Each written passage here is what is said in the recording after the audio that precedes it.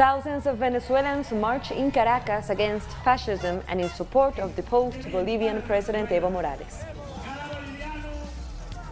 Outrage in Bolivia after 8 campesinos were shot dead by security forces in Cochabamba. And Cubans celebrate Havana's 500th anniversary. Hello and welcome to Telesur. I'm Carla Gonzalez in Quito, and this is From the South. We begin with our top story. Thousands of people in Venezuela have been marching against fascism and attempts to overthrow governments in Latin America. Social movements, workers and political parties took part in the protest in Caracas. They condemned the coup against President Evo Morales in Bolivia and denounced attempts by the extreme right wing in the region to attack progressive governments. Our correspondent Madeleine Garcia has been with the Chavista March in Caracas and sent us a report. Continuamos aquí en esta movilización, una gran. We are here at the demonstration, which stretches block after block, with people from different social movements and social missions, which are the many social programs developed by the Venezuelan government to promote inclusion and equality. This contingent came from Katia, in the west of Caracas, and marched past the historic neighborhood of the 23rd of January to reach the Oliere Square. Let's talk to some of them. We are marching for our country, for Evo Morales and for Nicolás Maduro, because they come with their violence, and we are in the streets with our hearts and our constitution. We want peace. We represent love, peace, joy. We are building this country with love and peace. We have heard the opposition say they want to repeat here what has happened in Bolivia. No, that won't happen here. We have trust in God and in our commander Maduro. We will support him. So she was from one of the UBCs, and you will remember that the Venezuelan people are organized in different ways for different purposes: to resist the economic war, to mobilize for demonstrations like this, and for what they call the battle to defend the country. Let's just listen to these demonstrations chanting, "Evo is not alone," one of the main chants of this march. That was Madeleine Garcia from Caracas. Venezuelan President Nicolás Maduro spoke to supporters and denounced plans by the opposition to overthrow his government.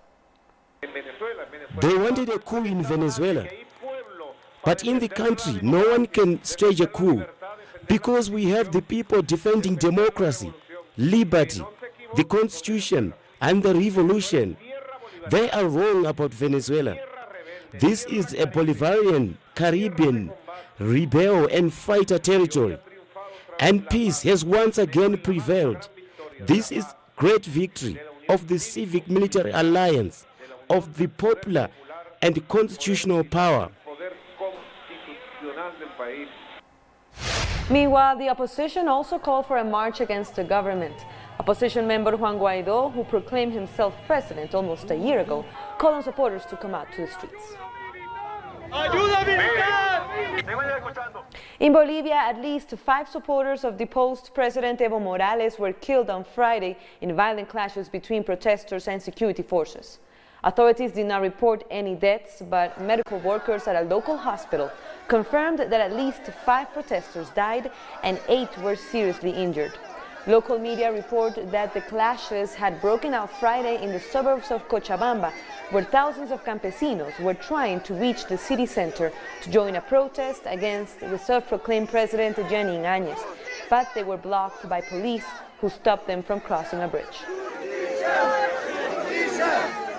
And in spite of the repression, communities across Bolivia are keeping up their resistance to the coup. Our correspondent Freddy Morales has more from El Alto. Both the old road and the new highway from La Paz to El Alto are blocked. For the past 10 days, people in El Alto have been staging an indefinite strike and began putting up roadblocks to halt traffic between the two cities. Also, the entrance to the Bolivian state oil fields in Zencata has been blocked for the past 3 days, causing delays in gas supplies to La Paz and El Alto.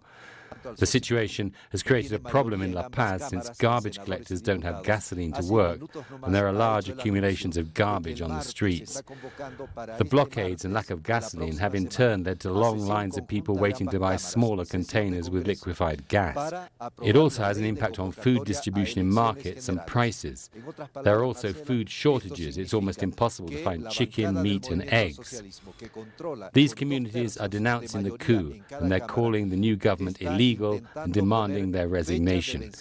Meanwhile, in La Paz, the movement towards socialism of President Evo Morales, with its majority in both houses of the Legislative Assembly, have called for a joint session on Tuesday to approve a law to call for new elections.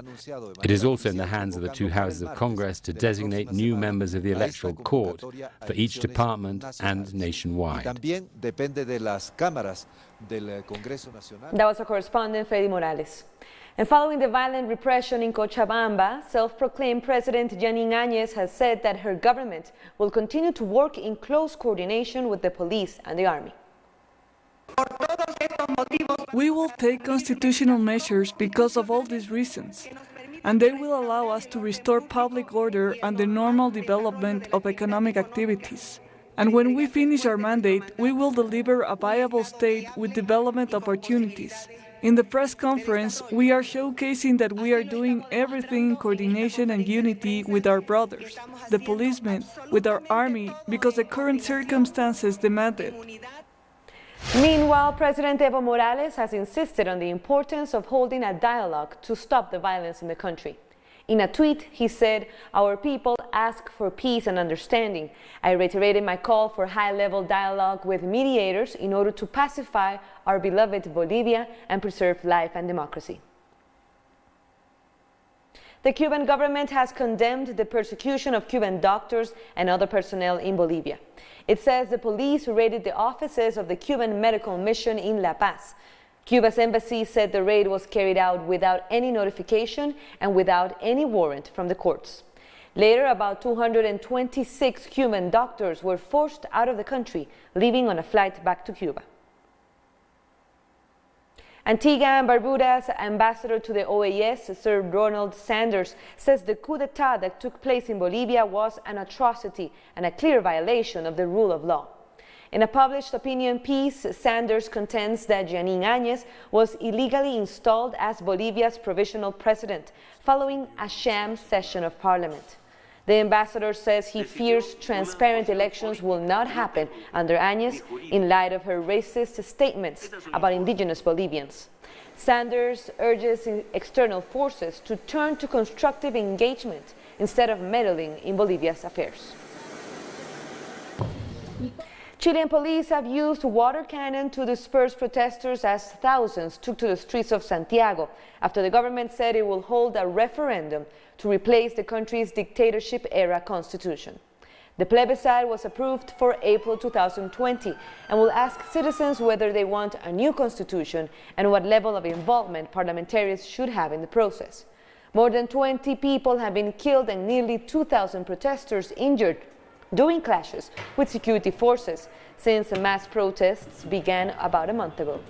Prosecutors are also investigating more than 800 allegations of abuse, including torture, rape, and beatings by security forces.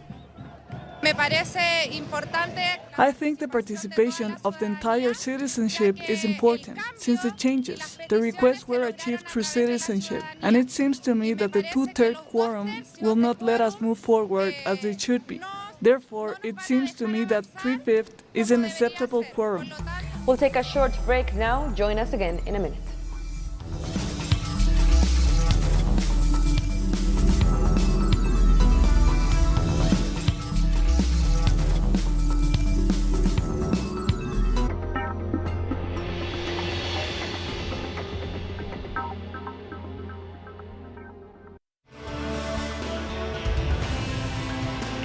Infested by inequalities, abuse of power, and injustice, the American journalist Abby Martin covers the struggle for fundamental rights worldwide, deepening into the search of files which uncover the empire's strategies through our screen and web platform in English.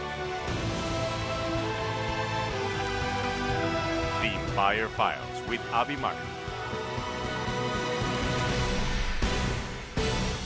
Day, only on Telesur.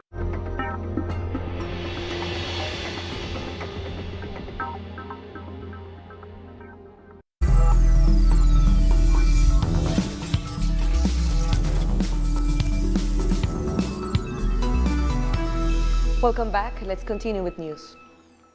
The Nicaraguan government has presented a national strategy for a culture of dignity, respect, nonviolence, reconciliation, and peace, with the aim of raising awareness about the importance of living in harmony.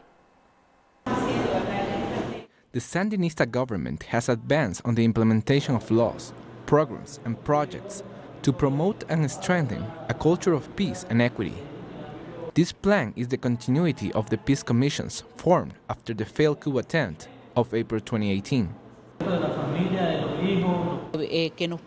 This allows us to guide ourselves in the course of life itself, because this is not something we are doing for today, for tomorrow. It is something permanent that we must develop, but above all, it is going to generate different mechanisms for the improvement of these spaces, and we are going to strengthen each one in institutional life, in public life, but above all, in the life of families. This plan includes 10 strategic lines, such as detecting signs of violence in all its forms. These are then studied for application in municipalities, youth, police, ministry, Sandinista media, culture, sports, schools, human rights, among others. There are rights in Nicaragua, and in this moment, the advancements of human rights, the knowledge, the recognition of the human rights that we have, but also the sense of social responsibility that exists, not only from the state, but also from the people. The strategy is inclusive. Workshops, assemblies, training programs are implemented to develop the country, while promoting knowledge of the Constitution, laws, civil and penal codes to ensure awareness among the people. Through this strategy, we are allowing ourselves to live better, to live in peace. We are getting to know our rights. Another of the important points of this strategy is to alert about the foreign influences in Nicaraguan culture and in the vision and the way of understanding life. To work on everything that attacks the healthy ways of resolving conflicts and difficulties in society. Authorities assure that the idea is to move forward, and each year they will review new things to integrate into this plan. Barbados Prime Minister Mia Mottley has addressed Ghana's parliament as she continues her official 3-day visit to the African country. Mottley also participated in a symbolic burial ceremony. The Caribbean leader brought with her the remains of an unknown enslaved African from Barbados to be buried at the Asin Manso ancestral riverside. Mottley visited slave dungeons, cells, and the door of no return, as she said to take part in the Damba festival in Yendi over the weekend. The PM has described the experience as emotional and sobering, as it is said that most Barbadians descend from Ghana. Proud as a Caribbean leader, committed to claiming our Atlantic destiny, this time for the upliftment and prosperity of the individual citizens and not for their exploitation, enslavement, or decimation. Our connection is anchored in history and forged in blood. The initial interaction between Barbados and Ghana in the mid-17th century was as cogs in a transatlantic slave trade.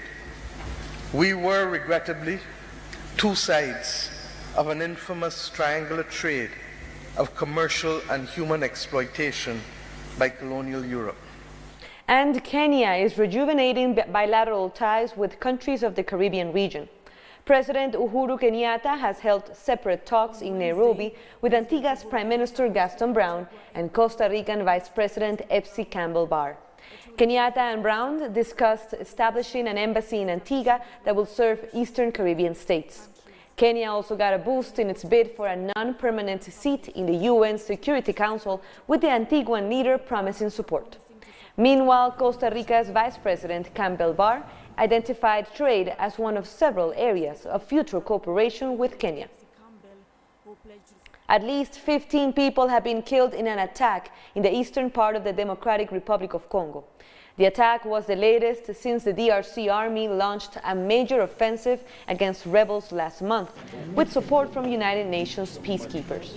The government blamed the allied democratic forces for the attack. The ADF has been operating in dense forests near the Ugandan border since 2014. I've never seen anything like this. Usually a military intervention is something where jeeps come to where things are happening and nothing is done. Is this what an intervention is supposed to be? They come with vehicles, they just stay where people are being killed, and tomorrow morning we'll see neither the bodies of the killed rebels nor the bodies of the soldiers killed during the confrontation. What kind of a military intervention is this? Algerians have returned to the streets to protest against the elections planned for December. Demonstrators marched in the country's capital, Algiers, ahead of the presidential elections set for December 12th, which they say will keep former political leaders in power. Protests have been going on in Algeria since February, when former President Abdelaziz Bouteflika was forced to step down. Angola's main opposition party, UNITA, has appointed a new leader after 18 years of losing elections. The party elected lawmaker Adalberto Costa Jr. as its new leader, replacing Isaiah Samakuba, who had resigned earlier. He was the party's president since 2003, after its founder, Jonas Savimbi, was killed in a clash with government forces. But the former rebel group has lost every election it has contested since it transformed into an opposition party in 2002.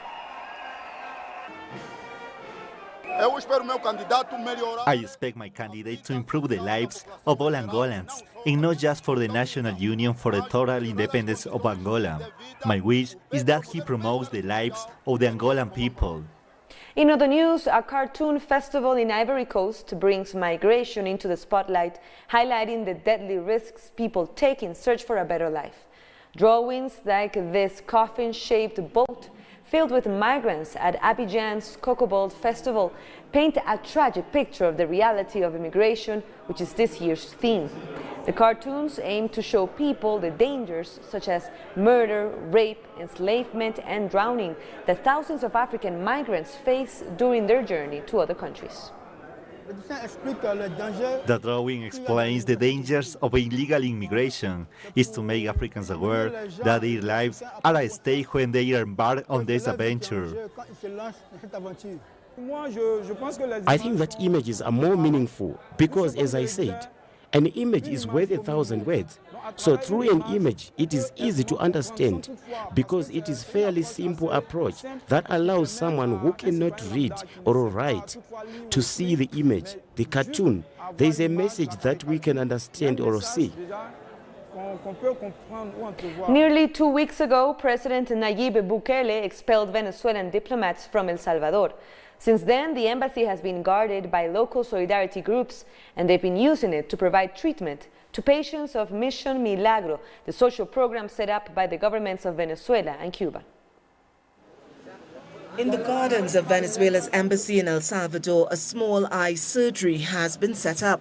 It's treating dozens of cataract patients who were abandoned when the Mission Milagro program closed down.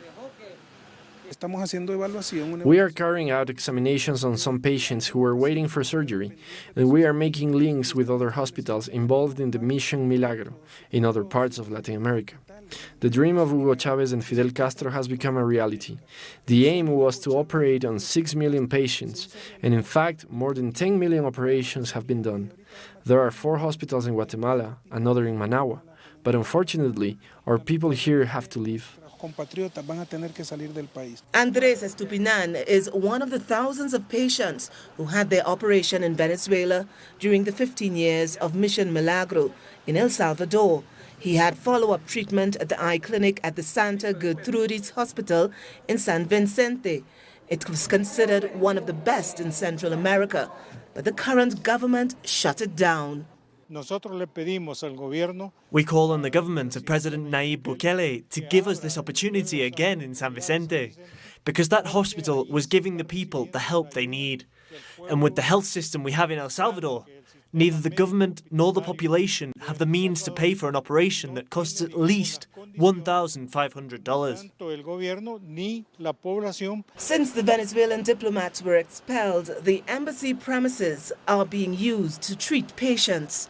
The organization is in the hands of organizations in solidarity with the President Nicolas Maduro and the Bolivarian people. We want to show that the building is not abandoned, that the people and social movements are making use of it. And what better time for the patients of Mission Milagro to be cared for here? There are people who come all the way from San Vicente and who are here at the gate from 4 in the morning waiting for it to open.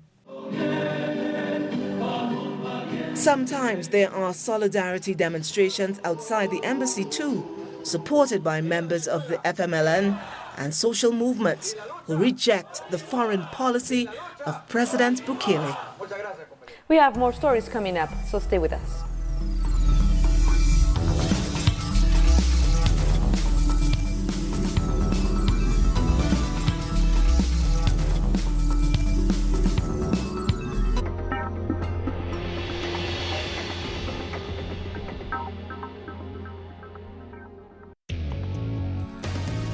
A review of the world news that investigates, incites analysis and induces criticism, because every event has a context. Pusimos el punto en la I. Dotting the I. Saturdays, only on Telesur.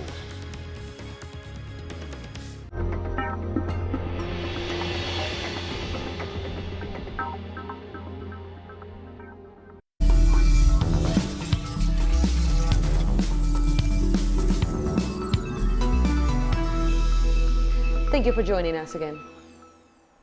People in Lebanon have protested outside the house of former Finance Minister Mohamed Safadi in Beirut after local media reported that he would likely be tasked with forming the next government. Lebanese media reported that the main political parties have agreed to appoint Safadi to become the new prime minister after Saad Hariri had resigned at the end of October. There is no official announcement yet, but protesters have already rejected Safadi's possible appointment since they say he represents the same political class. We have said it several times. We demand a technocrat government with members coming from outside the system. Mohamed Safadi is one of them. Mohamed Safadi is a corrupt against them. Iraqi protesters have occupied parts of the main bridge in Baghdad, pushing closer to the so-called Green Zone, the capital's fortified seat of government. Security forces are still blocking the remaining part of the bridge, but they have been pulling back following a night of violent clashes. Officials say a roadside bomb killed at least 2 people and wounded 12 others. Iraq has seen violent protests since early October over corruption, lack of jobs, and public services. More than 300 people have been killed so far in Baghdad and southern Iraq. In the Czech Republic, about 250,000 people have taken to the streets in Prague to protest against the Prime Minister and the President. Protesters demand that Prime Minister Andrej Babiš either severes ties to his Agrofest business, as protesters see it as a conflict of interest, or resigns by the end of the year. The mass protest comes on the eve of the 30th anniversary of the Velvet Revolution, when the country became independent following the fall of the Soviet Union. I think democracy is in danger because there are many people who are trying to twist it and set it according to their own rules. But that's not right. Chinese government supporters have marched in Hong Kong against the widespread disruption in the city due to ongoing protests. People gather outside the headquarters of the Hong Kong government to show their support. They waved Chinese national flags and chanted slogans rejecting violence and vandalism caused by protesters in the past days. Clashes between protesters and police have become increasingly violent, with protesters throwing petrol bombs and firing arrows at security forces. In Sri Lanka, polls have closed in the country's presidential elections. Vote counting is already underway in most parts of the country. The Sri Lankan election monitor reported that the voter turnout was around 80%. Pre-election polls say that former Defense Secretary Gotabaya Rajapaksa, who oversaw the military defeat of Tamil separatists 10 years ago, and Government Minister Sajid Premadasa are locked in a close fight. Average is 80%, but we hope it will definitely go because postal votes are not here. When we had the polling postal votes, because we are calculating with the postal vote this 80%, definitely it goes. And we leave you with these spectacular pictures of the Cuban capital, Havana, as the city celebrates the 500th anniversary of its foundation.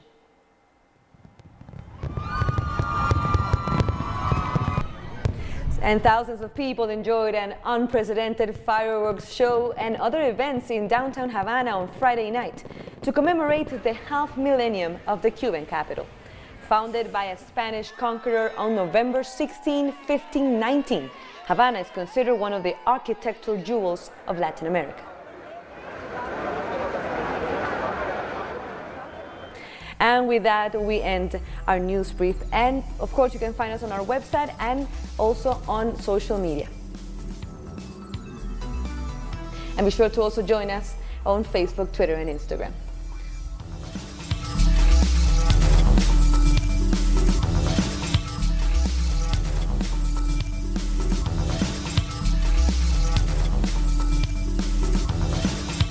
Es un problema de un modelo que quiere priorizar el beneficio económico frente a la situación de las personas y los derechos humanos. Documentary Telesur presents